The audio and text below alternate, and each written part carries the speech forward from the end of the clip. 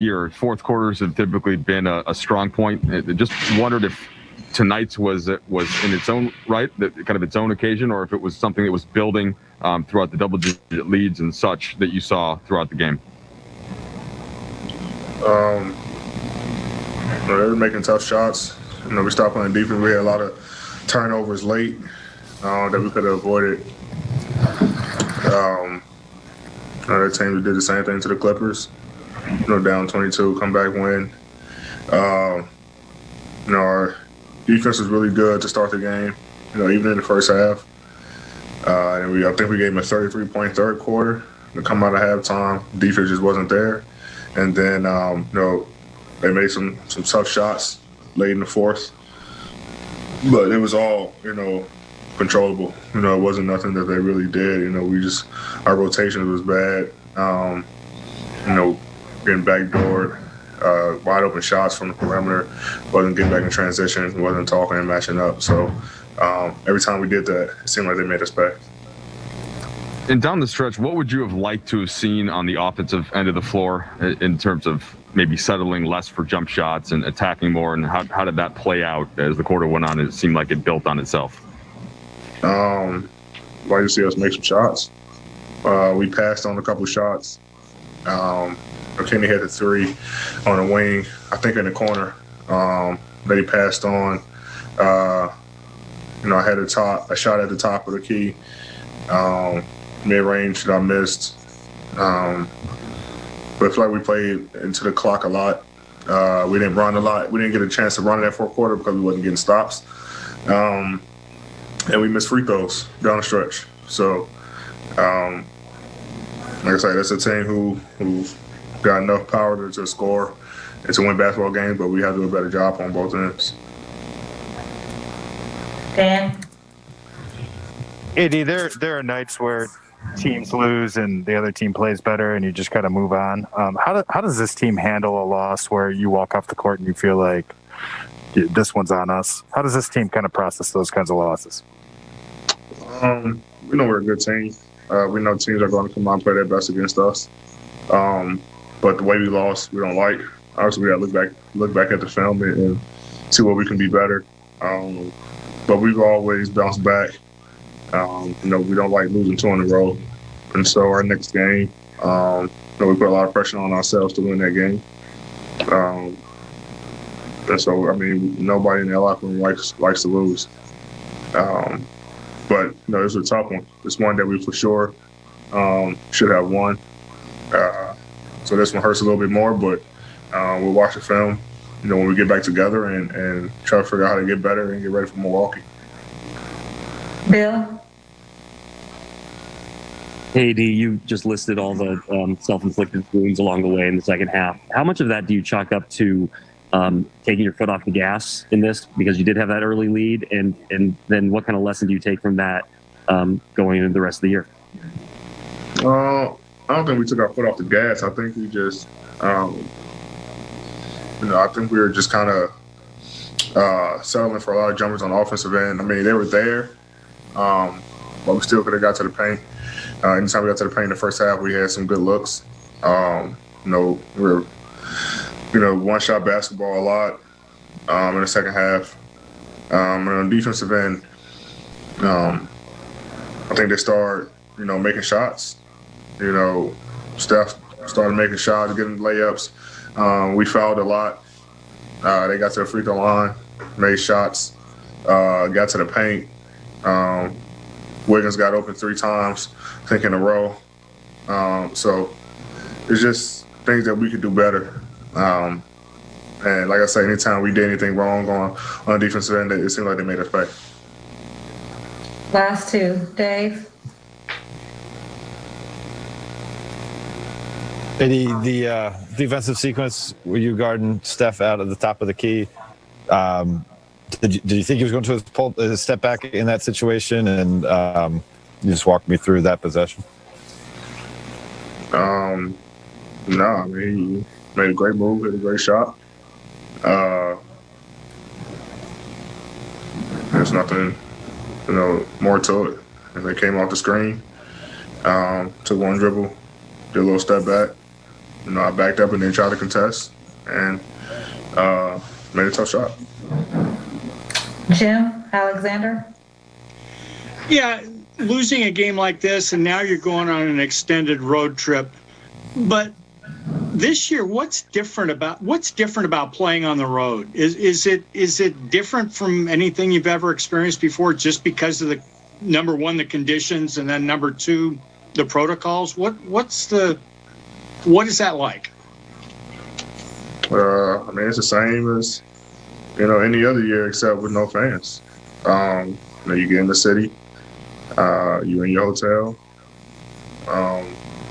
You go through your team meetings and you go to the game, and the game day routine stuff is exactly the same. I don't think anything's changed for the road. And so the only thing they added in was testing, but the rest of the stuff is the same to me. But road teams are playing better this year. I mean, now is there an explanation there? I mean, there's no fans, so that home crowd isn't there. To get the home team, amped up or when they're going to run, screaming and things like that. So,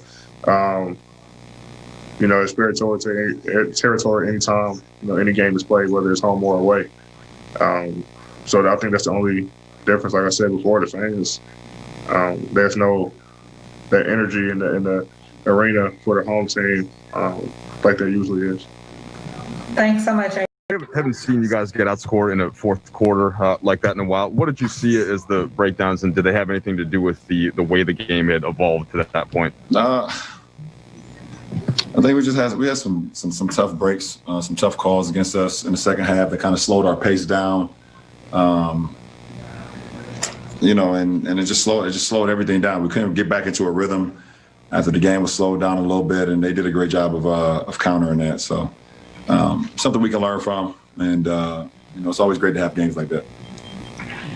Yeah, what's the balance between frustration at a loss that you feel like you should have had, and then also kind of acknowledgement of the bigger picture for you?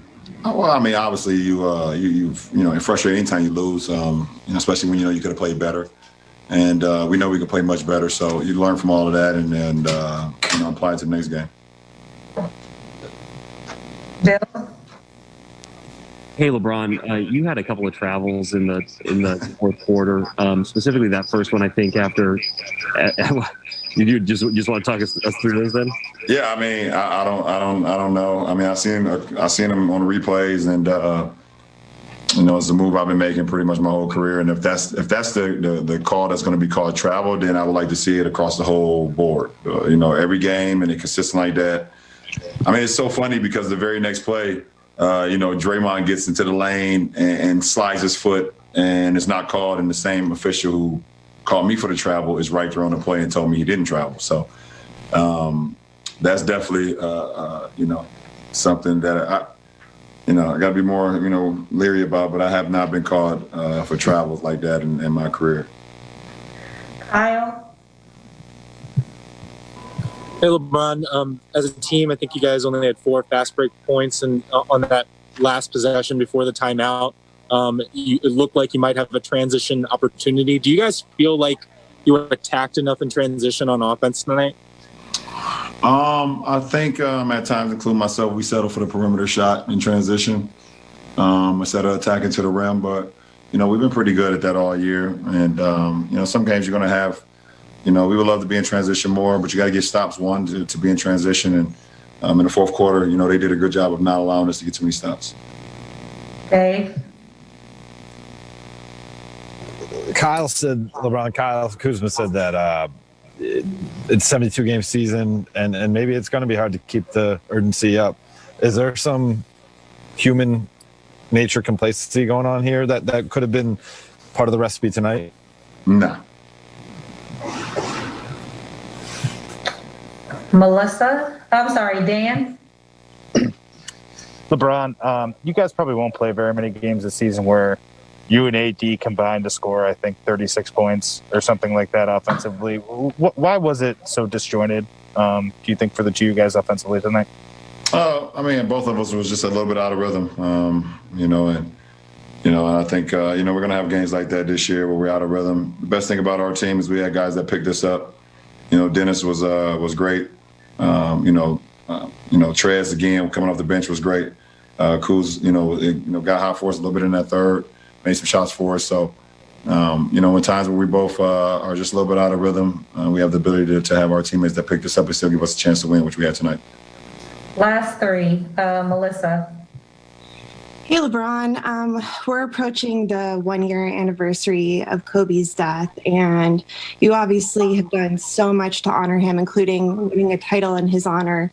I'm curious, when you think back to the events of that day, how do you process the emotions of it and just sort of the emotions of the year that followed afterwards? Try not to take myself back to that position or that place or that time frame. Obviously, he's looking down on us, along with Gigi, and just proud of what we're trying to do here as an organization. And hopefully we continue to make him proud as well and make her proud to wear the purple and the gold every night. So I don't want to live in the past. I definitely don't want to live out that day again. So, it's about always continue to move forward and continue to live on his legacy.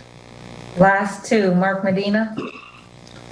Hey, LeBron, in two-part here in lieu of Martin Luther King Day, you had shared in the bubble that you were reading the autobiography of Malcolm X. So I was wondering, is there a book about Martin Luther King or one of his speeches that really resonates with you? And what do you draw from how both Martin Luther King and Malcolm X brought about change on the I've never read an autobiography of Martin Luther King. Obviously I grew up in school, you get taught a little bit about him, especially during Black History Month, things of that nature. But as I continue to grow and continue to come into myself, you just read a lot of his teachings, a lot of his speeches, a lot of his forecomings and things that he believed in and things that he preached that would be better for the change of America and change for the better people. So, when you just look at some of his most famous quotes and things that he was able to say to the people and believe in, it's things that we're going through right now. It's things that if we apply, then it will make our society a lot better.